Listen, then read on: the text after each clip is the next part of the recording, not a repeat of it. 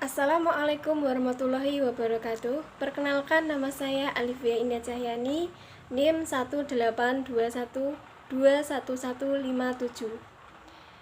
Di sini saya akan menjelaskan mengenai analisis bisnis perusahaan rokok gudang garam. Vlog ini bertujuan untuk memenuhi tugas kewirausahaan Islami. Dosen pengampu Bapak Zulfikar Ali Ahmad SE, MSc. Analisis yang pertama yaitu mengenai profil perusahaan. PT Gudang Garam memiliki salah satu produsen rokok terkemuka di Indonesia yang mempunyai pangsa pasar paling besar, menghasilkan lebih dari 70 miliar batang rokok pada tahun 2001, dan dikenal sebagai produsen rokok kretek berkualitas tinggi. Salah satu keunikan yang dimiliki PT Gudang Garam yaitu dalam hal sumber daya manusianya. PT Gudang Garam menerapkan prinsip padat karya sekaligus padat modal secara besar-besaran.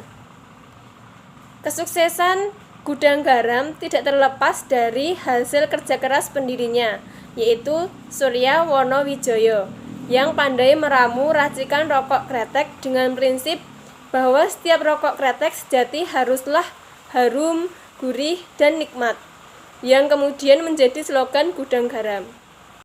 Analisa yang pertama yaitu mengenai analisa internal, produk atau jasa. Strength atau kekuatannya yaitu ada pangsa pasar Gudang Garam pada tahun 1997 mencapai hampir 48%. Kemudian akhir tahun 2000 total produk yang terjual sekitar 74 miliar batang rokok. Gudang Garam mendistribusikan produknya pada sekitar 450.000 outlet melalui 3 distributor utama yang dimilikinya. Kemudian untuk weakness atau kelemahannya yaitu produk inovatif kurang cepat, khususnya untuk masuk dan bersaing dengan munculnya rokok mil yang muncul pada tahun 1990-an. Dan sejak tahun 1997 tidak mengalami perkembangan yang berarti dan terus stagnan karena harga jual eceran yang terus meningkat karena kenaikan harga bahan baku dan meningkatnya pajak pemerintah. Yang kedua adalah pemasaran dan distribusi. Untuk pelayanan yang fokus yaitu SKM untuk melayani kelas menengah dan atas, SKT untuk melayani segmen kelas menengah, SKL untuk kelas menengah dan bawah. Kualitas rasa menjadi fokus utama dan dikomunikasikan melalui positioning statement. Pria punya selera dengan tujuan untuk mempertahankan loyalitas konsumen. Sponsorship pada berbagai kegiatan mulai olahraga sampai dengan pagelaran musik. Saluran distribusi dengan jangkauan yang luas. Yang ketiga ada R dan D.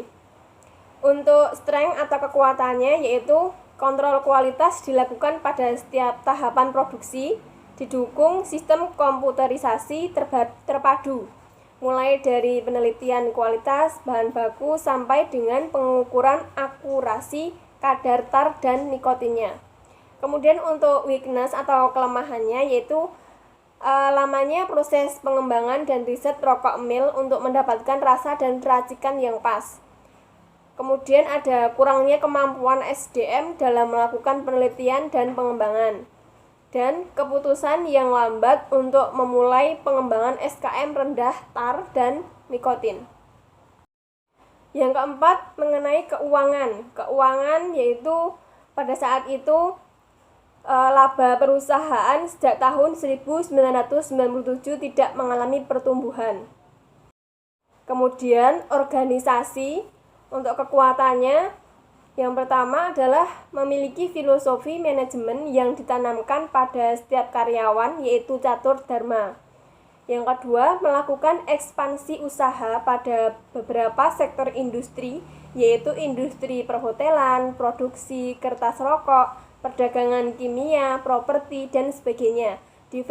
Diversifikasi usaha lebih fokus pada usaha yang sejenis.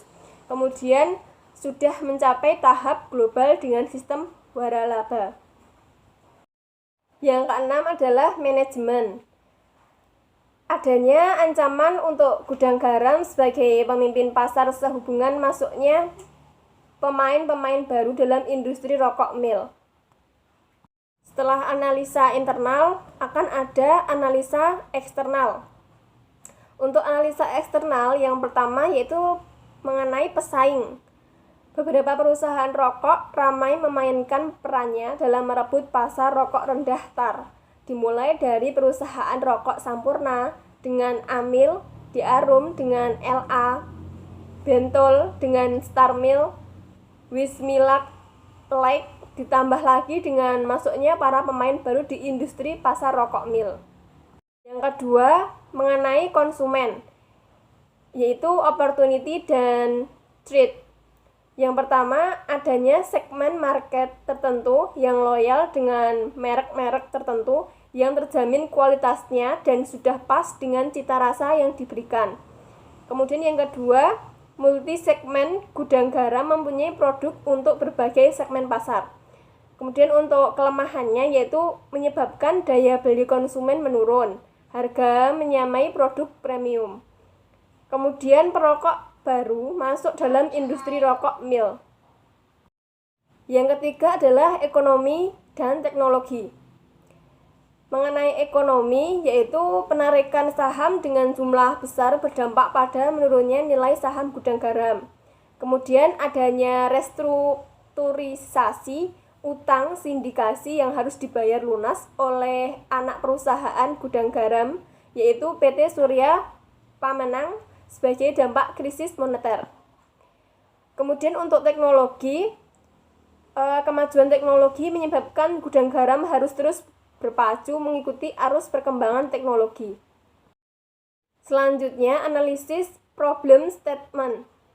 Yang pertama adalah gudang garam dianggap ketinggalan dalam menginovasi produk-produk baru, sehingga mulai dikejar oleh pesaing dekatnya seperti HM Sampurna dan Jarum Kudus. Kemudian tanpa adanya inovasi dan yang menghasilkan produk-produk baru, maka cepat atau lambat sumber pendapatan dan produk lama akan terkikis habis. Kemudian bisnis keluarga seperti gudang garam, khususnya di Asia, sering minim inovasi.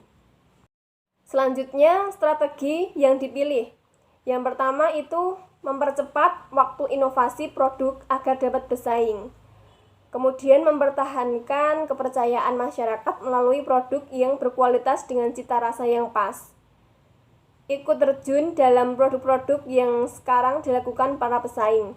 Dan yang terakhir adalah memperkuat serta mempertahankan segmen pasar yang ada. Yaitu tadi adalah analisis eksternal maupun internal, kemudian sedikit profil mengenai pendirian rokok gudang garam. Cukup sekian dari saya. Wassalamualaikum warahmatullahi wabarakatuh.